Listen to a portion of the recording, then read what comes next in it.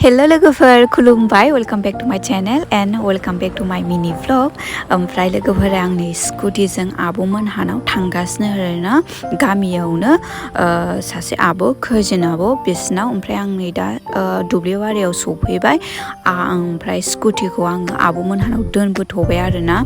दा आंबो गायनोसै लोगोफोर नोंसोरबो आंनि नैबे मिनि ब्लगखौ मोजां मोनोबा जोबजासिम आंजों लोगोआव नायलांफाबानो जाबाय आरो लाइक कमेन्ट एन्ड शेयारबो खालामनानै हो आरो जुदि चेनेलाव जुदि गोदानसोबा साबस्क्राइबबो खालामनानै होबानो जाबाय आरोना ओमफ्रायहाय नैबे दब्लाया जों गायबाय थानाया दा गायबाय थानाया मामोन आरो माइ फोनाय दब्लायमोन आरोना ओंखायनो माखासे फुगासिनोबो माखासे गायगासिनोबो आरो माने नैबे जों गायनाय खिनिया बियो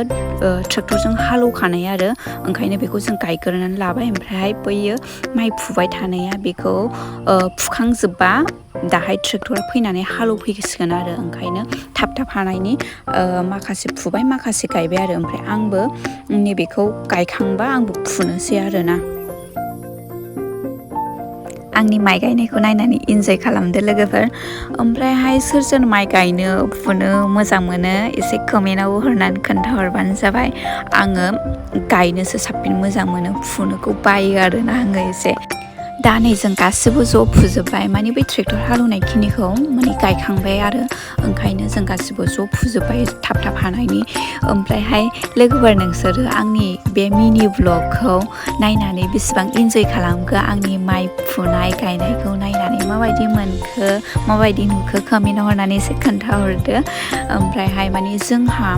न'आव माने माइ गाया आरोना माने माइ गायग्रा हा गैया जोंहानाव ओंखायनो आङो बिदि माइ गायनायनि फुनायनि आं भिडिअ लाबोआखैमोन आरोना ओमफ्राय दा आब'मोनहा माने माइ गायनो लेंहरनायखाय आङो माने एसे गायनानै होफैबाय आरो लास्टनि लास्ट माने गायबायबो नालाय एसे माने भिडिअबो लानोसै नोंसोरनो शेयारबो खालामनोसै साननानै आं भिडिअबो खालामनाय जाबाय आरोना ओमफ्राय लोगोफोर आंनि भिडिअआ दिनै बेयावनो जोब्बाय नेक्स्ट ब्लगाव लोगो मोनबावसिगोन बाय बाय